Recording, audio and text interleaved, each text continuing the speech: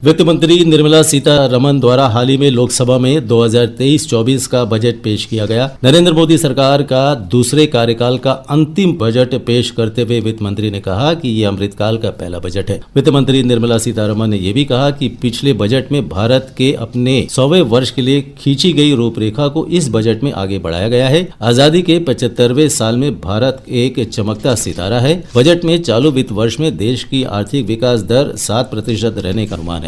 प्रधानमंत्री नरेंद्र मोदी ने भी बजट को गरीब किसानों के सपना पूरा करने वाला बताया है। उन्होंने कहा कि इस बार का बजट समृद्ध और समावेशी भारत की परिकल्पना को साकार करता है। वर्ष 2023-24 में बजट पे वित्तीय घाटे के जीडीपी के 5.9% रहने का अनुमान है। अंडमान निकोबार द्वीप समूह में इस बजट का कितना प्रभाव पड़ेगा और अंडमान निकोबार द्वीप समूह के उद्योग जगत पर इसकी कैसी प्रतिक्रिया होगी, आमने सामने के इस कार्यक्रम में आज हमने बातचीत करने के लिए आमंत्रित किए हैं अंडमान चैम्बर ऑफ कॉमर्स और इंडस्ट्री के अध्यक्ष श्री सुरेंद्र पेलरात्का जी को, hotelier association of Andaman Nicobar के अध्यक्ष श्री गिरीश अरोड़ा जी को और अखिल भारतीय लघु उद्योग भारती के राष्ट्रीय कार्यकारिणी के सदस्य श्री SK साहू जी को। आप सभी उद्योग जगत से हुए हैं, आप सभी का हमारे स्टूडियो में स्वागत है। सबसे पहले तो मैं चैम्बर ऑफ कॉमर्स के अध्यक्ष सुरेंद्र जी से जानना चाहूंगा कि आप इस बजट को किस रूप में देखते हैं। नमस्कार। ये मोदी सरकार के दूसरे कार्यकाल का अंतिम बजट है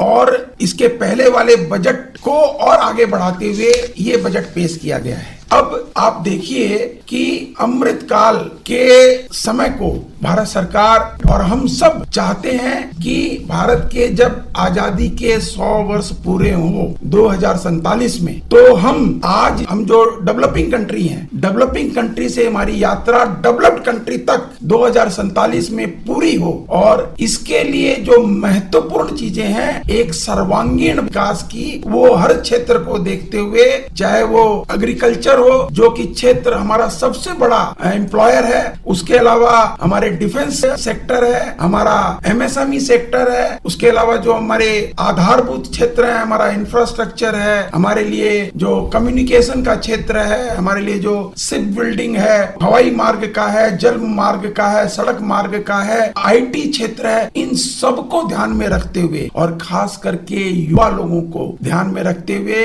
और जहां तक मैं व्यवसाय की बात करता हूं, सरकार ने बहुत ही महत्व दिया है कि हम एक ट्रांसपेरेंट रूप से व्यवसाय कर सके। इसके लिए उन्होंने 39,000 ऐसे जो रूढ़वादी या पुराने कानून थे उनको हटाया है, कई कानून बदलाव किए हैं। कि ये बजट में क्या क्या बातें गई है और क्या महत्वपूर्ण बातें गई, उस पर हम थोड़ा सा बातचीत करते हैं। गिरीश जी, जैसा बजट में 7 प्राथमिकता तय की गई है, आप क्योंकि होटलर एसोसिएशन के अध्यक्ष भी और अनुभवी कारोबारी भी है, तो आप हमें बताइए कि टूरिज्म की दृष्टि से ये बजट कैसा रहेगा। ये एक बहुत ही इंक्लूसिव बजट है। अमृतकाल की तरफ लेके जाने के लिए ये पहला इंक्लूसिव बजट है जो आगे आने वाले 25 साल का मार्गदर्शन करता है। आपने जैसा कहा कि 7% की हमारी ग्रोथ रेट प्रोजेक्ट किया गया है। इस ग्रोथ रेट को बरकरार रखने के लिए इन्वेस्टमेंट, कैपिटल इन्वेस्टमेंट बहुत जरूरी है और इस बजट में 10 लाख करोड़ का कैपिटल इन्वेस्टमेंट एक साल में करने की बात की गई है। कैपिटल इन्वेस्टमेंट से ही आगे जाने वाले सारे प्रोजेक्ट्स, जिसकी वजह से ही देश में उन्नति, तरक्की और काम बढ़ेगा। 10 lakh crore is about 3.3% of the GDP। Railways पे 2.4 लाख करोड़ का बजट है। रोड एंड ट्रांसपोर्ट पे 2.7 लाख करोड़ का बजट है। डिफेंस पे 5.94 लाख करोड़ का बजट है, जो अपने आप में ही सबसे हाईएस्ट है। एक urban infrastructure fund specially for tyre 2 and tyre 3 cities के लिए दिया गया है 10,000 करोड़ का। 100 क्रिटिकल ट्रांसपोर्ट इंफ्रास्ट्रक्चर प्रोजेक्ट्स, जो ports, container terminals, dedicated freight corridors के लिए 75,000 करोड़ ईयर मार्क किया गया है। टूरिज्म पे वित्त मंत्री ने बहुत क्लियरली कहा कि इसमें बहुत पोटेंशियल है ग्रोथ का। 50 न्यू एयरपोर्ट्स, हेलीपैड्स और वाटर ड्रोम्स का अनाउंसमेंट किया है। 50 नए डेस्टिनेशंस, टूरिज्म डेस्टिनेशंस को आइडेंटिफाई किया जाएगा पैन इंडिया। वो एक चैलेंज मोड से होगा और वो लेसर नोन टूरिस्ट डेस्टिनेशंस होंगे, उसको कंप्लीट डेवलपमेंट भारत सरकार करके देगी, चाहे वो वर्चुअल कनेक्टिविटी हो, फिजिकल कनेक्टिविटी हो, वे साइड एमिनिटीज हो या फूड स्टॉल्स हो। बॉर्डर विलेजेस में भी टूरिज्म को डेवलप करने के लिए एक स्पेशल फंड क्रिएट किया गया है। Coastal shipping, passenger and freight दोनों पे फोकस किया गया है, प्लस वायबिलिटी गैप फंडिंग का प्रावधान किया गया है कि जिस जगह में हमको कनेक्टिविटी इंप्रूव करना, चाहे वो पैसेंजर हो या फ्रेट हो, उसको इंप्रूव किया जाए। चाहे अभी बिजनेस नहीं है, आने वाले टाइम पे बिजनेस हो सकता है, उसको वायबिलिटी गैप फंडिंग से उसको शुरुआत किया जाएगा। और प्रमोशन, डोमेस्टिक और इंटरनेशनल टूरिज्म के प्रमोशन को मिशन मोड पे करने की बात की गई है। फोकस किया जाएगा मार्केटिंग पे, डोमेस्टिक पे भी, इंटरनेशनल पे भी, और एक कन्वर्जेंस मॉडल की गवर्नमेंट के पास में जो जमीन है या एसेट्स हैं उसको कैसे पीपीपी मोड पे लेके आकर हम उसका मैक्सिमम यूटिलाइजेशन कर सकें। टूरिज्म सेक्टर क्योंकि यहाँ का मेन व्यवसाय है और इससे हमको बहुत उम्मीदें हैं कि इस बजट से पोर्ट ब्लेयर के लोगों को बहुत राहत और बहुत प्रोत्साहन मिलेगा। जी, बहुत अच्छी बात करी। करा का जो पर्यटन है उसको तो काफी बढ़ावा मिलेगा। एसके साहू जी, एमएसएमई सेक्टर पर भी काफी ध्यान दिया गया है, 9,000 करोड़ रुपए इसका प्रावधान किया गया है। तो आप जो है इस बजट को आप किस प्रकार से लेते हैं इसको एमएसएमई सेक्टर के लिए? एमएसएमई सेक्टर के लिए ये अमृत काल आ गया है, आप ऐसे बोल सकते हैं, अमृत काल आ गया है। कारण क्या है, जैसे अभी हमारा साथी बता रहे थे, 39,000 जो रूल्स था उसको ऑब्स्टैकल किया गया है। इसका वजह से एमएसएमई छोटे से छोटे मतलब परेशानी में दिन भर रहते थे। अब जैसे एक सरलीकरण किया गया है केवाईसी का सरलीकरण किया गया है। अपना पैन को केवाईसी का तहत मान लिया जाएगा, पहचान के रूप में पैन को भी मान्यता दी गई। जी, आपने पहले बताया 9,000 करोड़ रुपया जो क्रेडिट गारंटी स्कीम में एमएसएमई को एनहांस किया गया है। इसमें अपना भारत का एमएसएमई है 6.5 करोड़ एमएसएमई जो है उनको इसमें लाभवान होंगे। ये सारा एंसिलरी फैक्ट्री जो है एमएसएमई है। लार्ज फैक्ट्री को छोड़ने के बाद में जितना भी उनको काम करने वाले हैं सब एमएसएमई है। एमएसएमई का इसमें डेवलपमेंट जरूर होगा। कोलेटरल फ्री क्रेडिट स्कीम जो है वो 2 लाख करोड़ का एमएसएमई के लिए प्रावधान किया गया है। इसमें बहुत सारी जिनका पास कोलेटरल नहीं है वो बिजनेस करना चाहते हैं वो इसमें उनको लाभवान होंगे। ये बहुत विजनरी बजट है, ये बहुत आगे तक सोच के बजट किया गया है। जैसे भारत में युवा 47 करोड़ युवा है जिनका काम देना जरूरी है, एम्प्लॉयमेंट देना जरूरी है। इसलिए सरकार इनको कौशल विकास योजना जो है सरकार का उसका तहत इनको स्किल डेवलपमेंट करेंगे। कॉलेज का टाइम से लोगों को कैसे जॉब सीकर नहीं होके जॉब प्रोवाइडर होंगे उसके लिए स्किल्ड बनाएंगे, जो कौशल विकास के लिए, ताकि जो अपना बच्चे पढ़ के निकलते हैं वो जब पढ़ते ही सीख जाए, सीखेंगे, उनका मानसिकता परिवर्तन होगा, जब सीकर नहीं होंगे, जब प्रोवाइड करेंगे, मतलब खुद को एंटरप्रेन्योर बनाएंगे, 5 आदमी को का साथ में रखेंगे। ये उनका एक नजरिया है। इसको लेकर सरकार काम करता है स्वावलंबी भारत बनाने का। दूरगामी सोच है सरकार की, क्योंकि आप तीनों उद्योग जगत से जुड़े। मैं ये जानता हूं कि जब बजट की हम बात करते हैं तो आयकर दाताओं की भी बात आती है। तो बजट में जो प्रावधान किया गया है, जो स्लैब में परिवर्तन किया गया है, सालाना सैलरी से कुछ बचेगा तभी तो आप खर्च पर कर पाएंगे ना।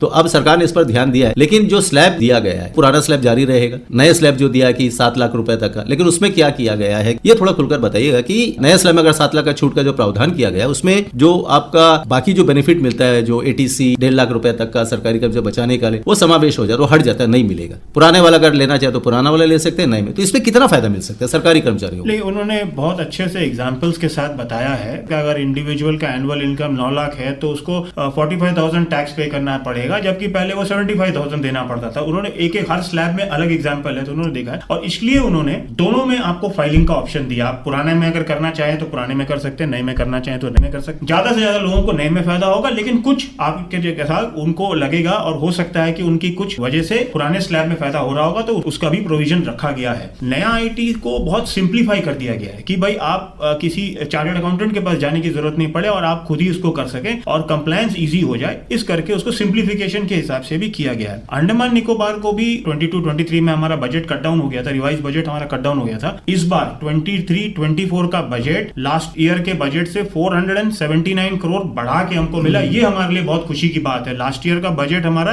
5,508 करोड़ था और इस बार का 5,987 करोड़ है। तो इसमें हमारा कुछ पावर सेक्टर पे और शिपिंग पे, पोर्ट्स पे बजट को एनहांस किया गया। अपार्ट फ्रॉम द मनी जो भारत सरकार हमको दे रही है, डेवलपमेंट, जीएनआई, रोड, हाईवेज, उसके अलावा ये जो हमारा रेगुलर बजट है इसमें भी हमारे को 479 करोड़ का इजाफा हुआ है। तो इससे आपने जैसा बताया कि शिपिंग सेक्टर है और पावर पावर सबसे बड़ी एक समस्या है लोगों के लिए यहाँ पर, तो उसमें ये इन्वेस्ट होगा। वाटर सेक्टर पे, सैनिटेशन एंड वाटर पे भी किया गया है बजट को। तो चैम्बर ऑफ कॉमर्स की तरफ से ये है कि जब उद्योग के पैसे आएंगे मार्केट में तो लोगों को फायदा मिलेगा। और जैसा गिरीश जी ने बताया कि जो नई स्कीम है अगर करदाताओं को चुनना है तो इससे फायदा, लेकिन इसमें कुछ एक बातें होम लोन वगैरह भी जो लेते हैं लोग तो वो पुराने उसमें रिबेट मिलता था, नहीं वो अभी भी रिबेट आपको मिलेगा। इनफैक्ट क्या है, जैसे सैलरीड क्लास को, पेंशनर को स्टैंडर्ड डिडक्शन जो था 50,000 था 52,500 कर दिया। तो हर सेक्टर में थोड़ा बेनिफिट दिया गया है। इंडिविजुअल में आप देखिए लीव इनकैशमेंट लिमिट जो पहले 3 लाख रुपए थी उसको बढ़ा के 25 लाख कर दिया है। अच्छा, टैक्स एग्जेम्पशन भी है, टैक्स एग्जम्पशन भी है उसके ऊपर। तो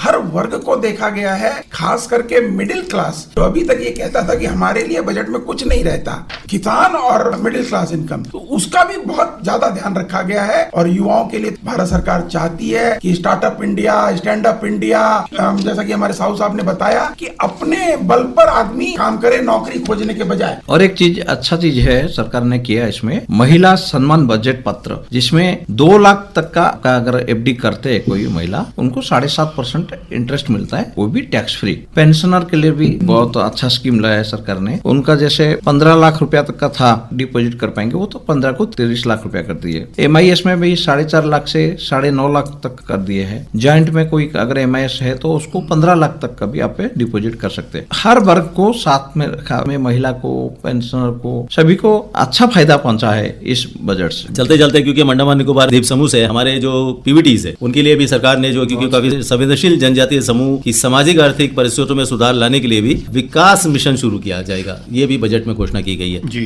तो कुल मिलाकर हमें कह सकते हैं कि ये जो बजट है ये एक जनता के हितों को ध्यान में रखकर, आम जनता के, आम नागरिक को ध्यान में रखकर ये बजट बनाया गया है। चलते चलते अगर हम एक एक लाइन में अगर आप सभी से पूछे, तीनों से, कि आप इस बजट पर क्या खास महसूस करते हैं? मैं कहना चाहूंगा कि बजट ये बिजनेस क्लास के लिए नहीं है, इसमें फार्मर्स का, एग्रीकल्चर का, जैसा आपने कहा ट्राइबल्स का, विमेन एम्पावरमेंट का, कोऑपरेटिव सोसाइटी का, सेल्फ हेल्प ग्रुप्स का। कोऑपरेटिव तो मंत्रालय बना दिया गया और इनका टारगेट ये है कि 81 लाख जो सेल्फ हेल्प ग्रुप्स है, specially women self help groups है, इनको एम्पावर किया जाए और इनके लार्जर कोऑपरेटिव सोसाइटीज बनाए जाए। और इसमें एक स्पेशल इंसेंटिव ये किया है कि अगर 2024 मार्च के अंदर ये कोऑपरेटिव सोसाइटीज अपना प्रोडक्शन शुरू कर देते हैं तो इनकम टैक्स पर रिबेट है, सिर्फ 15% इनकम टैक्स इनको चार्ज किया जाएगा। और PM विश्वकर्मा कौशल योजना, हमारे जितने आर्टिसंस हैं पूरे भारतवर्ष में, इतने आर्टिसंस हैं, हर स्टेट हर डिस्ट्रिक्ट में अपना कला है, उन आर्टिसंस को ट्रेन करके, स्किल डेवलपमेंट करके, सॉफ्ट स्किल डेवलपमेंट करके, हैंड होल्डिंग करके, उनको लोन्स प्रोवाइड करके, मार्केटिंग लिंकेज करके ग्लोबल प्लेटफॉर्म तक लेके जाने की बात रखी गई है और इसका प्रावधान किया गया है। और इन जो पिछड़े वर्गों को अगर हम हैंड होल्डिंग करेंगे, विमेन का हैंड होल्डिंग करेंगे, तभी भारत देश तरक्की कर पाएगा और 7% के ग्रोथ रेट के ऊपर जा पाएगा।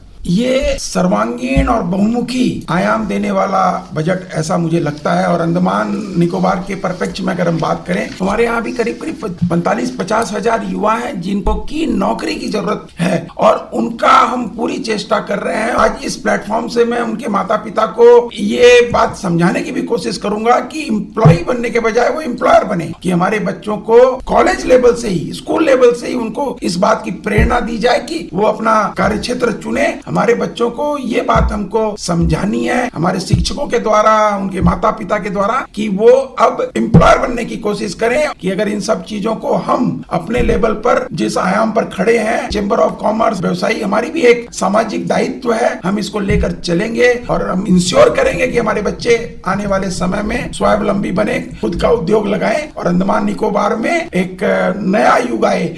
ये जो बजट पेश किया गया है इसमें सरकार का मंशा का पूरा पता चलता है। विजन उनका जो है बहुत लॉन्ग टर्म है। लॉन्ग टर्म में देश को कैसे मजबूत बनाया जाए, युवाओं को कैसे नौकरी मिले या लॉन्ग टर्म में उनको व्यवसाय में आए, एंटरप्रेन्योर बने, जैसे अभी हमारा साथी बताए। भारत को विश्व गुरु बनाने के लिए जो उनका लॉन्ग टर्म विजन है उसको लेके ये बजट पेश होता है, उसका एक नमूना है। ये बजट सभी के लिए अच्छा है और आशा करते हैं इस सरकार का मंशा और हमारा सारे देशवासी इसको पूर्ण करने में सहयोग करेंगे। आप लोगों की जो बातचीत है, आप लोगों की जिस प्रकार से प्रतिक्रियाएं, उससे तो हम यही कह सकते हैं कि ये बजट में सप्त ऋषि की तरह समाहित 7 प्राथमिकताएं अमृतकाल में हमारा मार्गदर्शन करेंगी और हम इस बजट को जनहितैषी और अर्थव्यवस्था को गति देने वाला बजट मान सकते हैं। बिल्कुल। गिरीश जी और सुरेंद्र जी और साहू जी, आप तीनों हमारे कार्यक्रम में आए और आपने अपनी प्रतिक्रियाएं दी और अपने विचार खुलकर रखे कि उद्योग जगत में इसका क्या असर पड़ेगा। इसके लिए आप लोगों को बहुत बहुत धन्यवाद। धन्यवाद, आपको भी धन्यवाद।